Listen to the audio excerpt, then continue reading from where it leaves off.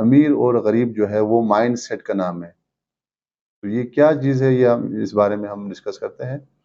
तो पहला जो पॉइंट है, हम पहले गरीब की बात करते हैं कि पुअर माइंडसेट किसे कहते हैं। तो पहला जो पॉइंट है वो जो गरीब होता है, उसके पास अगर पैसा बहुत ज़्यादा है, लेकिन जो स्कॉलर कहते हैं उसका जो माइंडसेट है वो पुअर माइंडसेट होगा कब?